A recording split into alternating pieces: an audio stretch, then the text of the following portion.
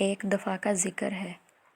چین کے دور دراز دیہات میں 5 چینی بھائی سمندر کے کنارے ایک چھوٹی سی جھونپڑی میں اپنی ماں کے ساتھ رہتے تھے۔ وہ سب ہم شکل تھے اور بالکل ایک جیسے دکھتے تھے۔ ان سب چینی بھائیوں میں کچھ ایسی خصوصیات تھیں جو اور کسی میں نہیں تھیں۔ پہلا چینی بھائی پورے سمندر کو نگل سکتا تھا۔ دوسرے چینی بھائی کی گردن لوہے کی تھی۔ تیسرا چینی بھائی اپنی ٹانگیں بہت دور تک پھیلا سکتا تھا۔ چوتھے چینی بھائی کو آگ نہیں جلا سکتی تھی۔ اور پانچواں چینی بھائی اپنا سانس بہت دیر تک روک سکتا تھا۔ ہر صبح پہلا چینی بھائی سمندر پر مچھلیاں پکڑنے جاتا تھا اور شام تک جتنی مچھلیاں پکڑتا تھا ان کو بازار میں جا کر بڑی اچھی قیمت پر بیچ دیتا تھا۔ وہ ایک دن سمندر پر جا رہا تھا تو پڑوسیوں کا ایک لڑکا بھی اس کے ساتھ ہو لیا۔ اس نے بہت منع کیا لیکن لڑکا باز نہیں آیا۔ دونوں جب سمندر پر پہنچے تو پہلے چینی بھائی نے ایک ہی سانس میں تمام سمندر کا پانی نگل لیا۔ سمندر خالی ہو گیا تو اس میں موجود تمام چیزیں واضح ہو گئیں۔ لاتعداد مچھلیوں کے علاوہ سمندر بے شمار قیمتی خزانوں سے بھرا پڑا تھا۔ لڑکا یہ سب دیکھ کر دیوانہ ہو گیا اور دوڑا خزانہ سمیٹنے کے لیے۔ پہلے چینی بھائی نے تو صرف اتنی ہی مچھلیاں پکڑیں جتنی وہ روز پکڑتا تھا۔ اس کے بعد وہ چاہتا تھا کہ سمندر کا پانی واپس سمندر میں ڈال دے۔ اس نے لڑکے کو آواز دی لیکن لڑکا کبھی ایک چیز اٹھاتا کبھی دوسرے کی جانب لپکتا۔ اسے کچھ سنائی نہیں دے رہا تھا۔ ادھر پہلا چینی بھائی اپنے منہ میں اتنا زیادہ پانی اٹھائے تھک گیا تھا۔ بس بہت ہو گیا لڑکے، اب واپس آ جاؤ۔ اس نے پھر لڑکے کو آواز دی لیکن اس نے نہیں سنا۔ انتظار کر کے پہلا چینی بھائی جب بے حال ہو گیا اور اس کی برداشت سے باہر ہو گیا تو اس نے وہ پانی سمندر میں اگل دیا۔ اس کے ساتھ وہ لڑکا بھی پانی میں غرق ہو گیا۔ پہلا چینی بھائی جب اکیلا گاؤں واپس آیا تو گاؤں والوں نے اس سے لڑکے کے بارے میں پوچھا لیکن وہ کوئی جواب نہ دے سکا۔ گاؤں والے سب سمجھ گئے کہ اس نے لڑکے کو مار دیا اور انہوں نے عدلیہ میں جا کر اس کی شکایت کر دی۔ سپاہی پہلے چینی بھائی کو لے کر عدالت میں چلے گئے اور لڑکے کے قتل کے جرم میں اس کو سزائے موت سنا دی گئی۔ حضور والا، کیا میں آخری بار اپنی ماں سے ملنے جا سکتا ہوں؟ پہلے چینی بھائی نے جج سے پوچھا۔ ہاں، اتنی رعایت تمہیں دی جا سکتی ہے، جج نے کہا۔ پہلا چینی بھائی خوشی خوشی اپنے گھر گیا اور اپنی ماں سے ملا، لیکن وہ واپس نہیں آیا بلکہ اس کی جگہ دوسرا چینی بھائی جیل پہنچ گیا جس کی لوہے کی گردن تھی۔ چوک پر تمام گاؤں کے لوگ اکٹھے ہو چکے تھے۔ جلاد ہاتھ میں تلوار لیے مجرم کی گردن اڑا دینے کے لیے تیار کھڑا تھا۔ سپاہی مجرم کو پکڑ کر لائے اور اس کی گردن شکنجے پر رکھ دی۔ جلاد آگے بڑھا اور پوری قوت سے تلوار مجرم کی گردن پر ماری، لیکن دوسرا چینی بھائی مسکراتا ہوا اٹھ کھڑا ہوا۔ چونکہ اس کی گردن لوہے کی تھی اس لیے تلوار نے اس پر کچھ اثر نہیں کیا۔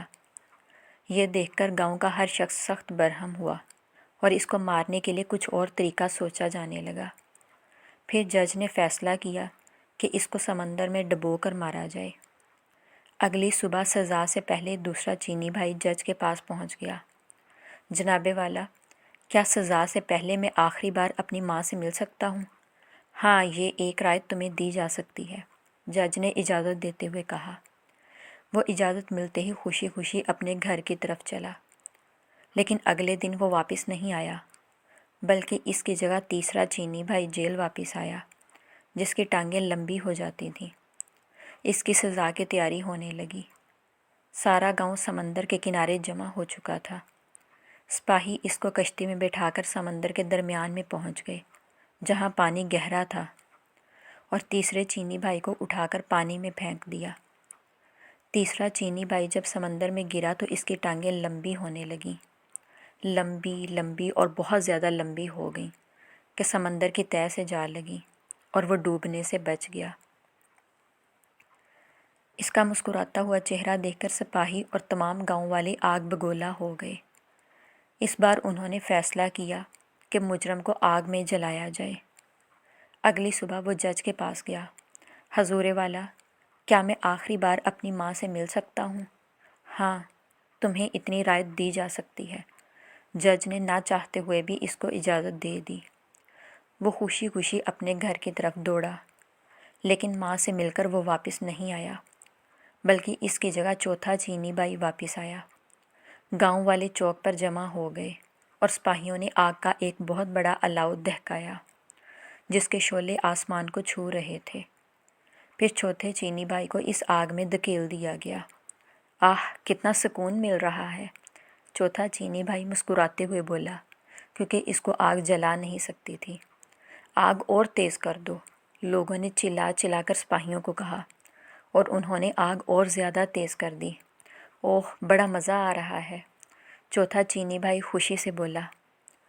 گاؤں کے لوگ یہ دیکھ کر سیخ پا ہو گئے۔ پھر انہوں نے فیصلہ کیا کہ اسے بدبودار جگہ پر بند کر دیا جائے تاکہ دم گھٹنے سے مر جائے۔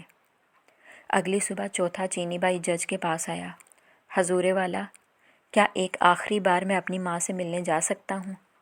ہاں، اتنی رعایت تمہیں دی جا سکتی ہے۔ جج بھی اس بار غصے سے بولا۔ اجازت ملتے ہی چوتھا چینی بھائی دوڑا دوڑا اپنے گھر گیا، لیکن وہ اپنی ماں سے مل کر واپس نہیں آیا، بلکہ اس کی جگہ اس کا پانچواں چینی بھائی آیا۔ سارا گاؤں چوک پر اکٹھا ہو چکا تھا۔ ایک بند کوٹھڑی میں بے شمار بدبودار اور زہریلی جڑی بوٹیاں اکٹھی کر کے جلائی گئیں اور پانچویں چینی بھائی کو اس کوٹھڑی میں پھینک کر تالا لگا دیا گیا۔ ساری رات تجسس میں گاؤں والے کوٹھڑی کے باہر بیٹھے رہے۔ صبح کو جب سپاہیوں نے اس کی لاش نکالنے کے لیے دروازہ کھولا تو پانچواں چینی بھائی مسکراتا ہوا باہر نکلا، کیونکہ وہ بہت دیر تک اپنا سانس روک سکتا تھا، اس لیے بدبو سے نہیں مرا۔ لوگ یہ دیکھ کر ہکا بکا رہ گئے۔